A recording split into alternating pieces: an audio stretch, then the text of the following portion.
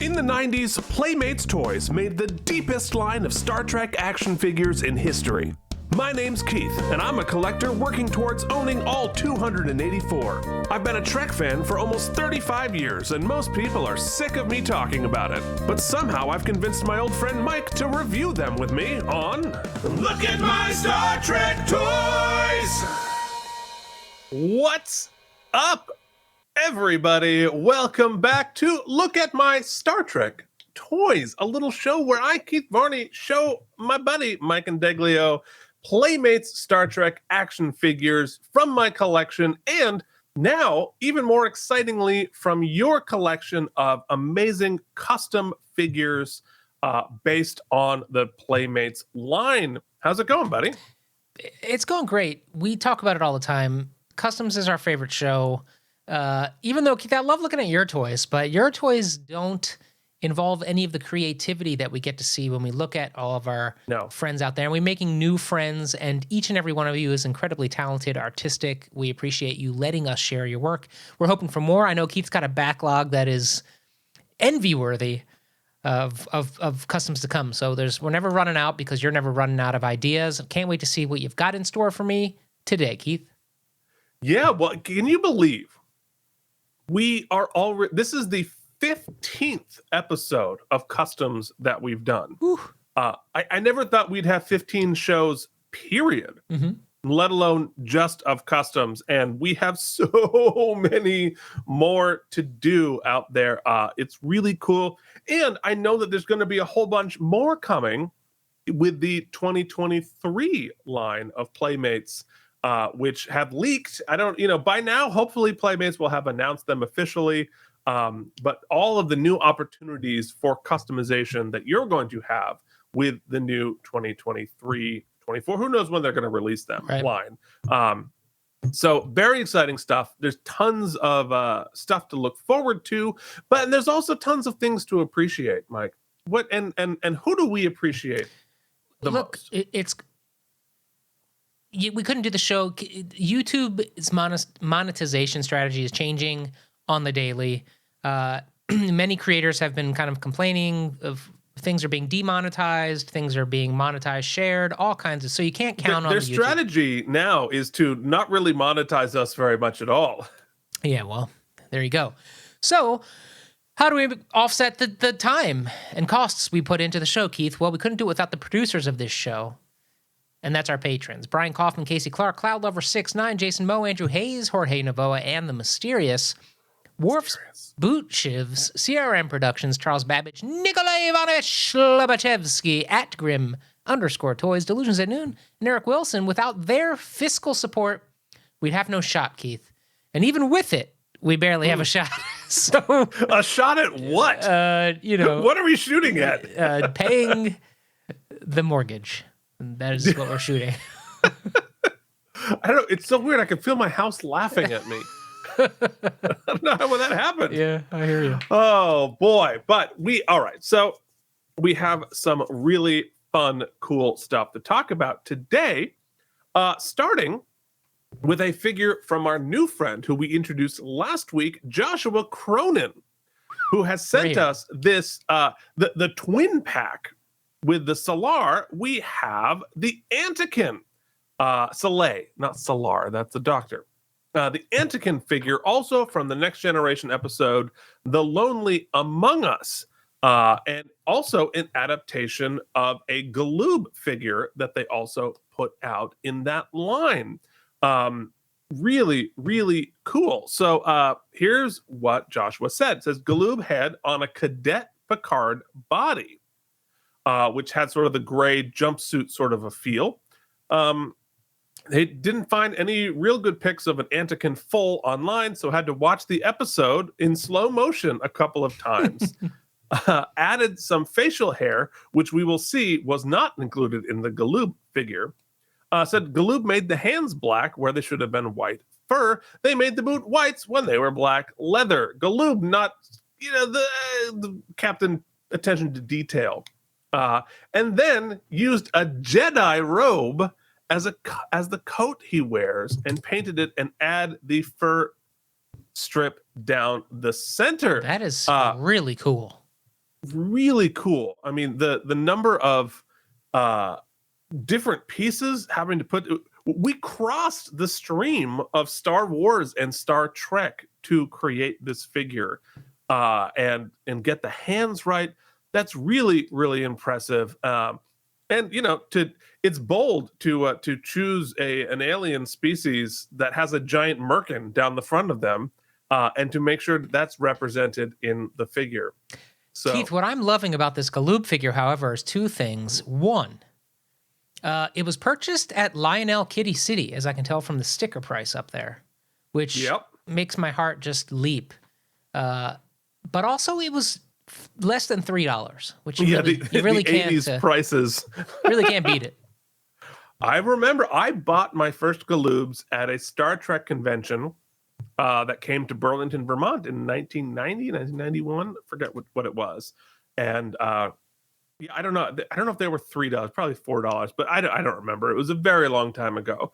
But I was very excited that my younger brother and we cobbled together the money that we had, and we tried to buy as complete a set as we could. We did not get a Data or a Yar from the Series 1, but we did get the little die-cast ship and all the Galoob figures. Anyway, so you can see here how much work and how much detail Josh did to improve this figure and to bring it up much closer to how it is represented on screen. First off, I think perhaps most impressively, adding the beard, adding the hair down, because it stopped right here, and somehow being able to incorporate that. I'll have to ask him how he sculpts and what medium he uses to sort of complete that figure. But I think he grabbed the hands from the other figure, which is also remarkable how seamless it is working into the Playmates figure, because, Mike, they're different scales. Because the Playmates are about 5 inches and the Galoobs are 3.75. So it's actually a pretty significant difference in the scale. But the way he's incorporated this one and the one from last week, it actually is pretty seamless. So pretty impressive. Jedi robe. I love it. What a cool figure. And as I said last time, I want to know more about the backgrounds that he shoots these things on, because that's clearly a hallway from the Enterprise D that we see there with a very young Frakes back. I think it just might be cardboard, Keith. I think that one is. Yeah. Last week was definitely a actual the transporter room. Yeah. What and it's interesting because wait, sorry. Yeah. I don't know if you have seen recently on Instagram, but Dazbot Toys, who we've reviewed some of their play sets. You know how you could slide in the screen in some of those spots? Well, now, Keith, I don't know if you saw recently, he's got full motion video on some of these carts he's sliding in. So I don't know what he's doing or how he's doing it, but it's pretty rad. Unbelievable. Or they. I'm sorry. I don't mean to gender them. I'm not sure. No, I think it's him. Cool. But yeah, it's just like a little slot for your iPhone. Yep. It's pretty cool. It's pretty cool. I made a bedroom for my cat, and I put a little iPhone up on the wall to be his TV, because I'm just that kind of guy. We should move on. Okay. You made a face like, oh, I have something exciting to say, but all you're just saying is like, come on, get on with it. Yeah, but the cats with TV, that's where I have to say, let's go. Oh, please, like you haven't. We had to give our cat a bath today, Keith. Oh, no. He had an accident. We'll leave it there, and we had to just put him straight up in the bath. We should move on. Hey, Joshua Cronan's back.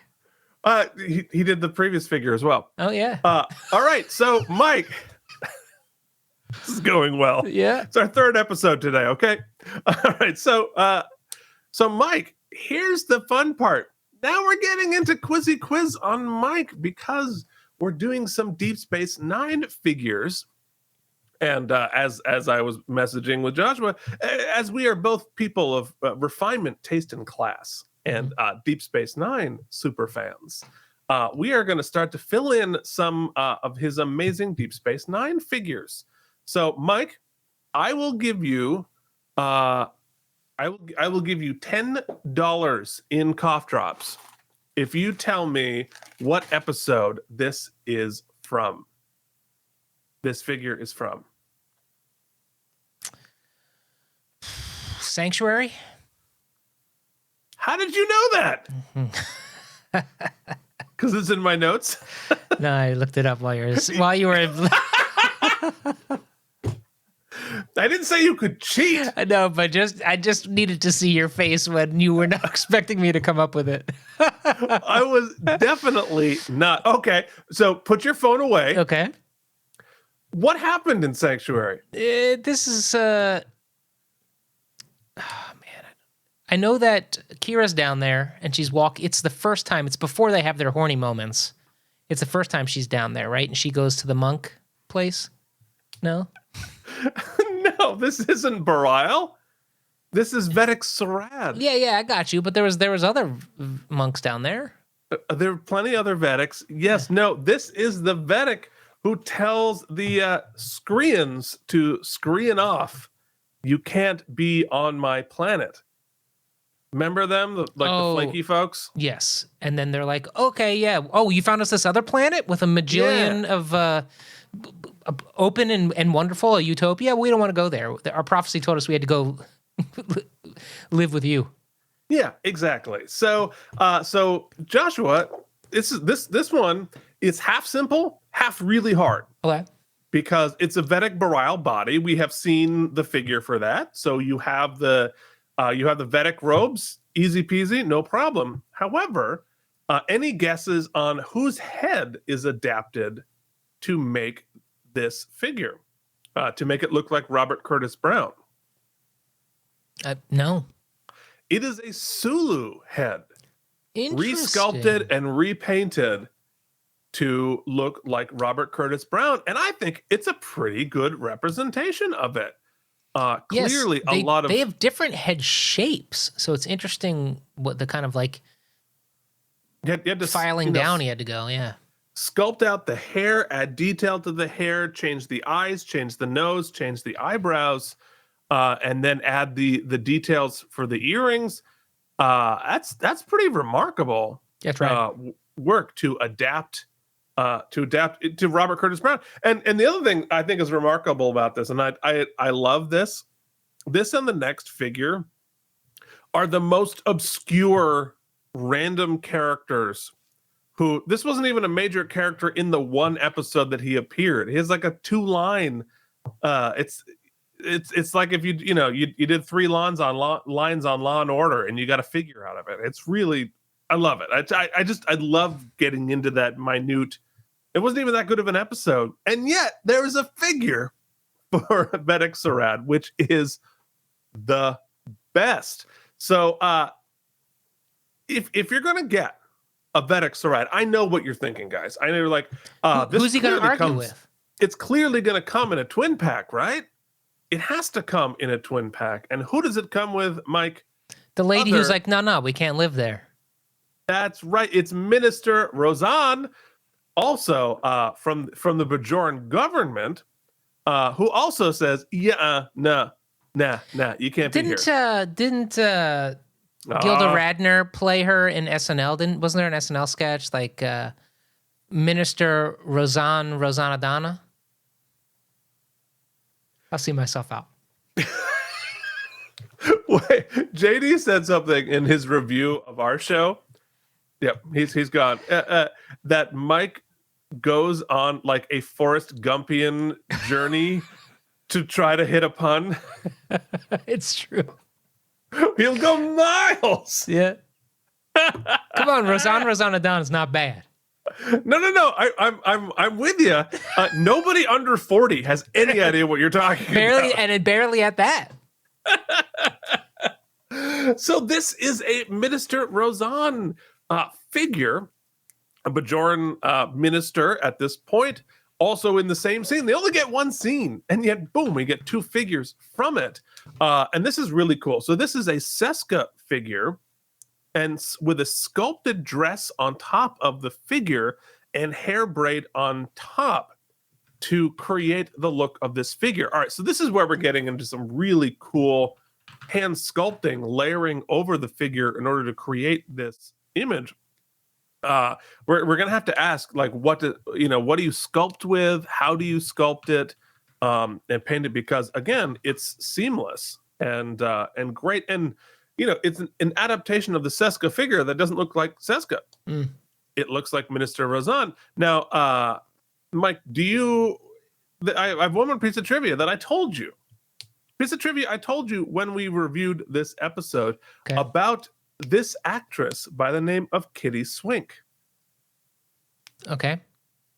Right? She's part of the family of Trek because she's married to Jean? No. Armin Shimmerman. Yes. Woohoo, girl. Circle gets the square. Well done, Mike. Yes, so this is Kitty Swink, who is married to Armin Shimmerman, who got to do a part and now is a figure.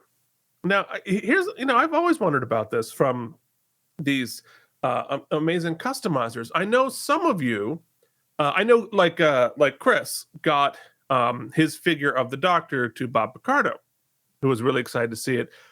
For these really specific ones. Yeah, you have to reach out, right? Like you would think. If I were Kitty Swink, right, or Robert Curtis Brown, how absolutely jazzed would I be to have a figure made of me? But these are one-offs, right? So it'd be really interesting to see how you could make a deal out there, and I don't know, maybe get a second one of these made. Okay, so moving forward, thank you, Joshua, for those 3 amazing figures. We are going to look at another figure from Star Trek Voyager from the aforementioned Chris Mitchell at well, there's a picture of them together. Hold on. Oh, we almost jumped. We did. We almost jumped. We shouldn't have. Great. Oh, okay. So I recognize 2 of the 3 of the props there. Can you tell me what 2 of the 3, what those props are, Mike? We got Ben's baseball. Mm-hmm. We got Ben's baseball glove. Yes. What's the 3rd one? I don't know. I am reasonably certain that is the clock from Dramatis Personae. Oh, that's cool. That's really cool. And this is clearly a Deep Space Nine set that has been built. We're gonna have to do a lot of talking with Joshua about that, because that clearly is a Cisco Office playset that he has built, and I want to know much more about that. Okay, so super cool. All right, so now, as I mentioned, we're going to look at another CRM custom figure from Star Trek Voyager, and this one is going to be none other than... Wait, no, Keith, we can't. No, we can't? We can't, because we have to Forrest Gump it. Mm-hmm. So while I'm talking, this is what Mike is doing. Keith, I did my own custom. It's Minister Rosanna Dana.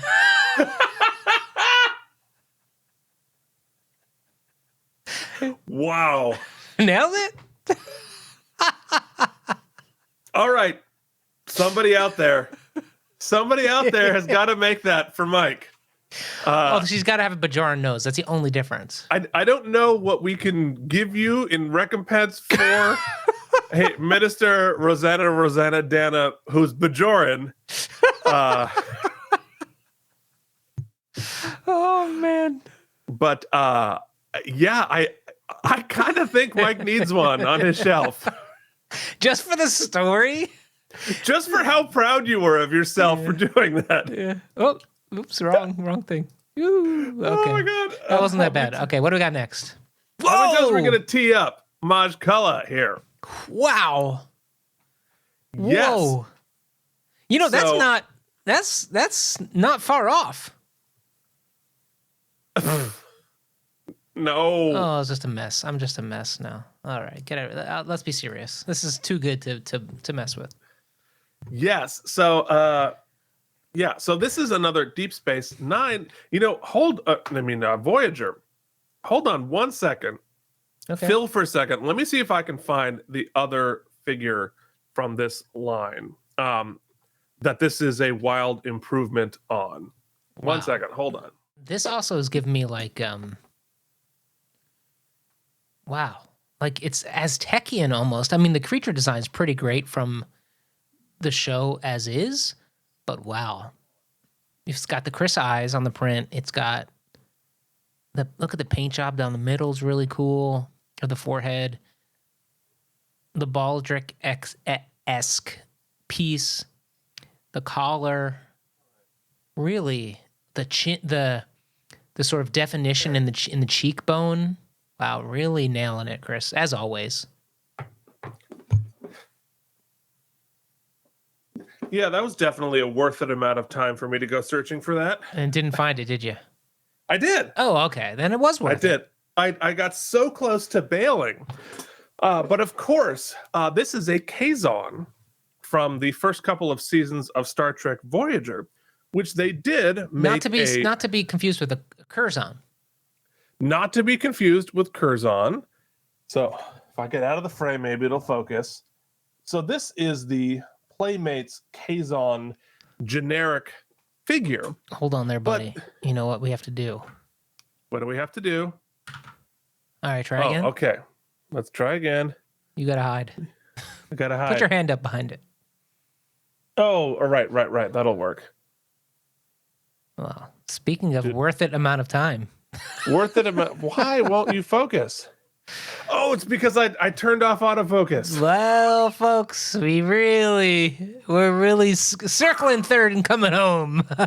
Wow, we are nailing it. Oh man, is it? Oh wait, there it is. Oh, there he is. It must be so frustrating to be so good at what we do.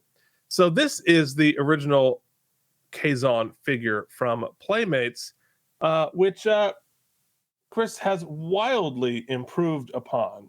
So this is the sort of generic bad guy there. But Maj Cullah, who he created here, is actually the leader of the Kazon and the sort of main character there. And my goodness, what an improvement. First off, getting that ridiculous hair together, which was literally filled with like detritus and sponges and stuff that they stuck into the hair. But also really getting, there you go. Yeah. So that, as opposed to a generic Kazon, we get the leader of the Kazon, and what an improvement. That's really cool. Yeah. The detail, I mean, always with Chris with the details, but sculpting out each strand of the hair there, it's really impressive. And getting his sort of Santa suit, these were not scary bad guys. They tried, but they're not scary. They were lame. Luckily, they figured out how to be like, oh, never mind. The Borg are the bad guys on Voyager. But look at the detail on his jacket. It does look like a Santa suit. The costume design for Star Trek is phenomenal. Kazon's not the most so. But what a cool figure to really get into the detail, like that forehead.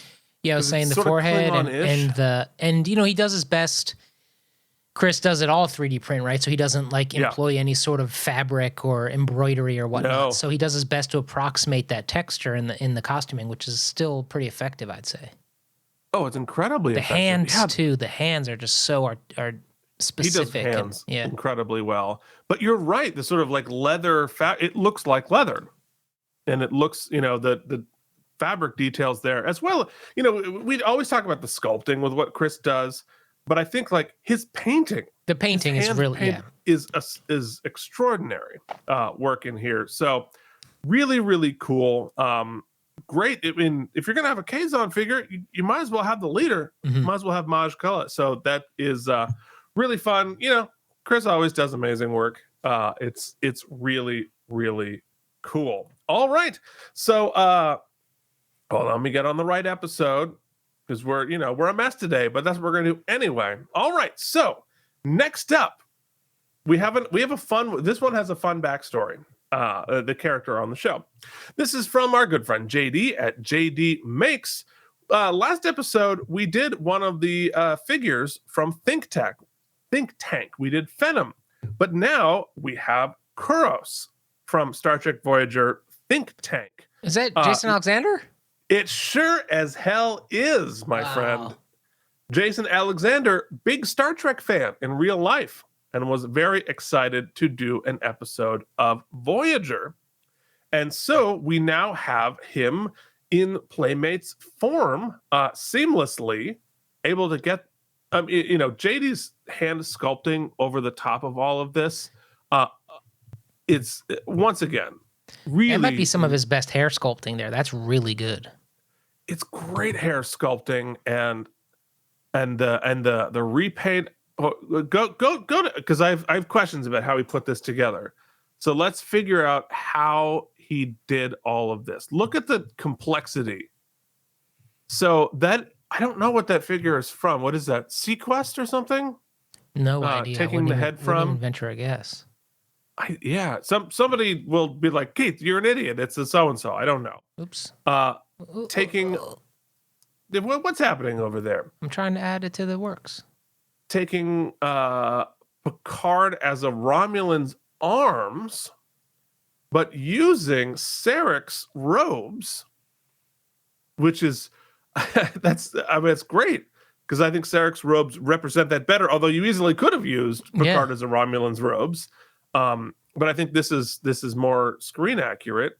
And Bareilles' hands to put all of this together. Wow, that is just a whole mess of different figure pieces to fit all together to make that figure. Wow, that's JD must have the largest toy box of like disassembled figures.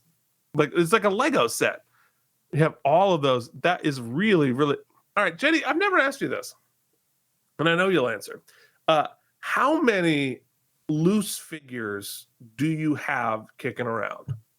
Because you must have hundreds to make all of these together. It's really, really cool. Beautiful sculpt. Not much more I can say. I mean, here's what I want to know. See, Jason Alexander's got those. He's got those Seinfeld residuals. You could probably swing a deal. I bet Jason Alexander would be pretty psyched to own this. So I don't know. You should probably reach out to his people, see what he'd be willing to pay for a custom. I don't think you charge him. You just give it to him. I know, but Jason Alexander has like more money. Just because they're rich, Keith, doesn't mean you got to lean on them for money. Sometimes it's nice to just be like, hey, I'm a fan. Here's this grotesque figure I created of that nasty character you play. Hey, look, if I had Seinfeld residual money, I would not allow anyone to gift me anything. That's true. Because anyway, really cool, really awesome figure. And this is so we have a twin pack from Sanctuary. We have a twin pack from Think Tank that we have discussed. So really love these side one-off characters. This is a figure that I would imagine had Playmates still been pumping out figures later, they would have made one of the Jason Alexander. Yeah. Mike, do you know that a couple of wrestling stars have appeared on Star Trek? Who? Well, I don't want to give it away, but perhaps Seven of Nine goes up against a certain. It's not an element, but something you find a lot under the surface of the Earth. Lava? Sort of. Yeah. Well, when lava cools, it becomes a pumice? It becomes gazpacho? What?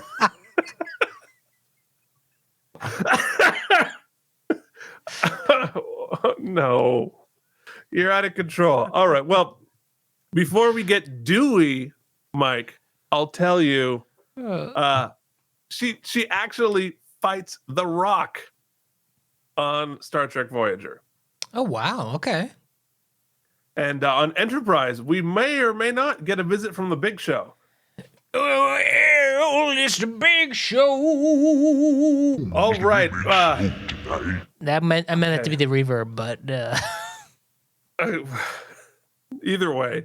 Okay, so before we mercifully move on and let you have the rest of your day, I want to finish something fun again this week, and that is we have an update. A couple of episodes ago, we met our good friend Jessica Tiseo, and we looked at some amazing figures that she did, resculpting some hair and doing. She's the official Trek figure hairstylist for this show, but we were all drawn to we wanted to know much more about the Shuttlecraft Tiseo, her car. yes. Because we had a lot of questions. So guess what? I asked because I'm that type of journalist.